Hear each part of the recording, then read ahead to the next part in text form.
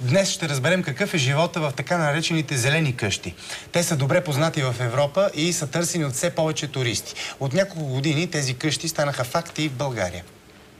Гостуването в зелена къща е начин да опознаеш бита и традициите на местните, като се потопиш изцяло в тяхната атмосфера.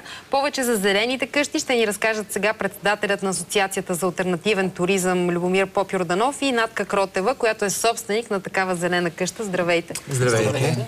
Виждаме, че сте ни донесли нещо в студиото. Това предполагам, за всичко е направено в зелената къща. Разбира се, да. В кухнята на зелената къща. Една къща трябва да има винаги храна. Храната се обединява хората са. Какво да се... Предполагам, това също е еко, всичко е био. Това е продукта на тази българската земя, който ние трябва да уважаваме и с който трябва да се идентифицираме, а не да гледаме страни от него и някакси да не го подпомагаме. Много е важно като българ да си харесаме българската земя и това, което тя може да прави. Обяснете се хората, които не знаят какво прави една къща зелена. Тя всичко може да прави, между другото. Не, каква трябва да е една къща, за да бъде наречена зелена и определена по този начин? Да се грижи за природата, да е енергоспестяваща, колкото се може повече да има спестявания, продуктите да са много чисти, колкото се може повече хора да включваме в това нещо, защото на нас идеите ни са хората да участва в всичките тия идеи. Както казвам на Любо, зелената къща е един малък бизнес план. Бизнес план, който като го четеш всичкото това нещо, като четеш какво значи зелена къща и ако четеш правилно, толкова много идеи има за работа в къща, че просто на човек стига да му се работи.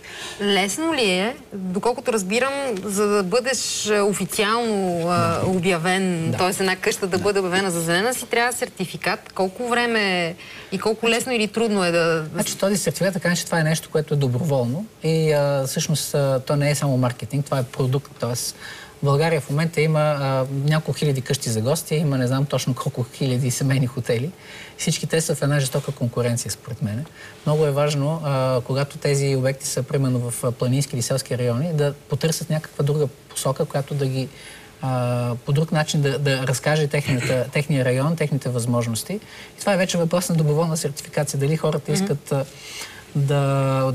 да имат този сертификат, той не е задължителен, но това е първата доброволна сертификация, която и в момента работи. В нея има 30 къщи. И дали е лесно? Попълва се всъщност на лице един въпросник, който всеки български малък хотел може да го попълни, да види дали може да отговори на тези изисквания. След което се прави един чек, т.е. проверяваме на място дали има съответствие, имаме въпроси. А това, което изпусна всъщност Деска да каже, е, че много е важно местната общност да бъде интегрирана. Тоест, посланието, местната общност работи заедно с Зелената къща и Зелената къща е един посланник на тази местна общност.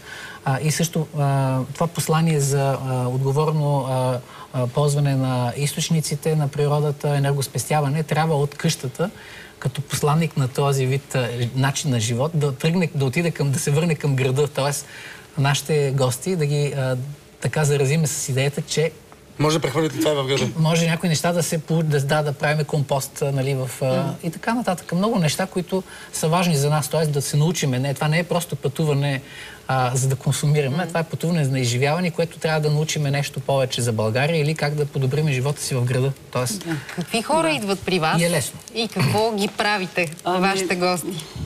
Различни хора идват при нас и почти от цял свет вече ни са идвали специално в нашата къща гости.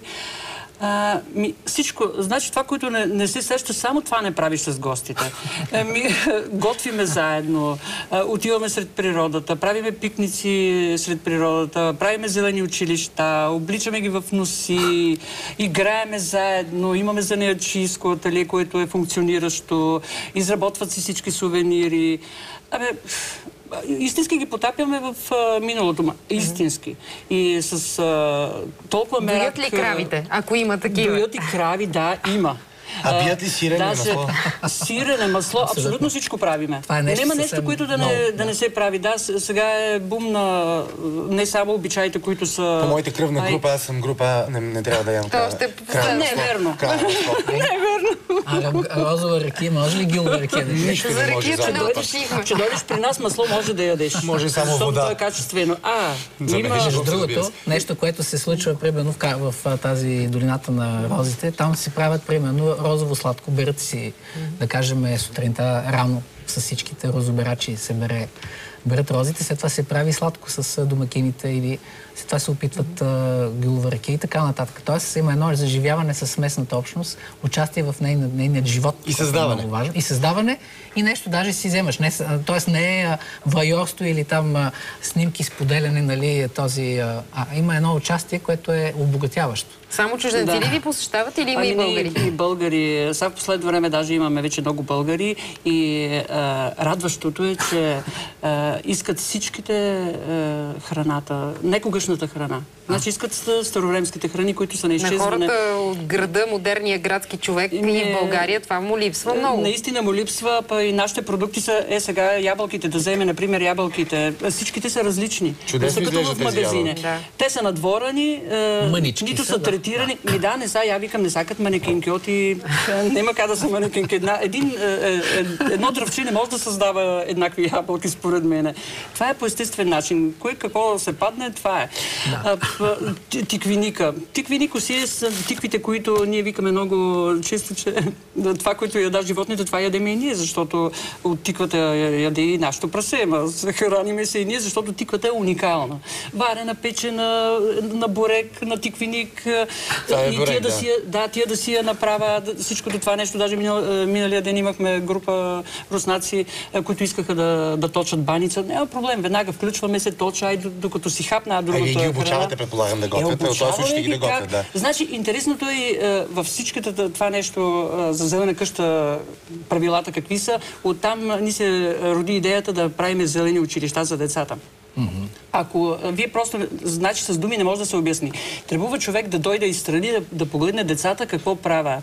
Истински се потапят в миналото, защото ние ги делиме на две групи. Плевната сме си направили там център, които госпожи, аз имам две страхотни госпожи, които просто безвъзмездно много ми помагат и те се занимават с децата. Другата група се занимават бабите.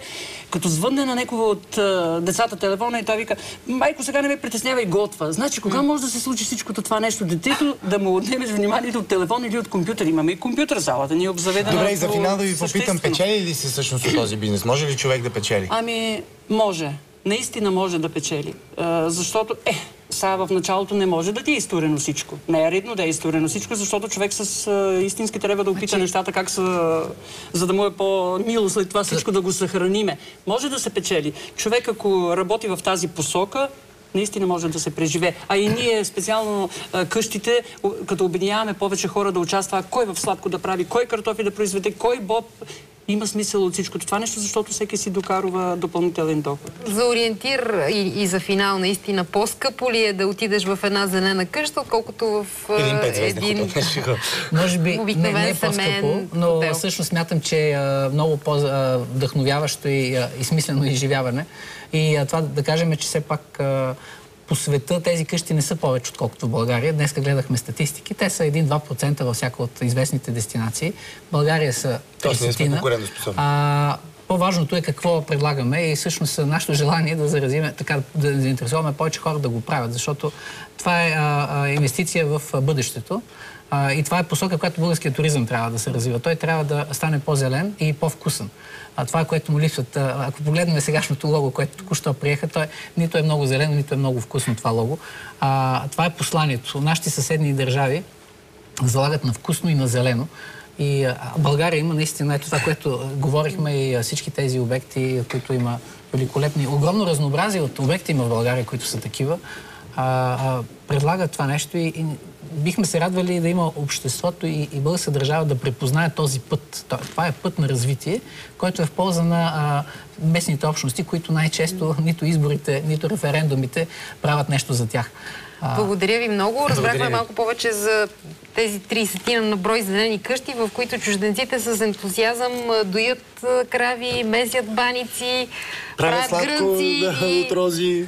Много неща. Ние продължаваме.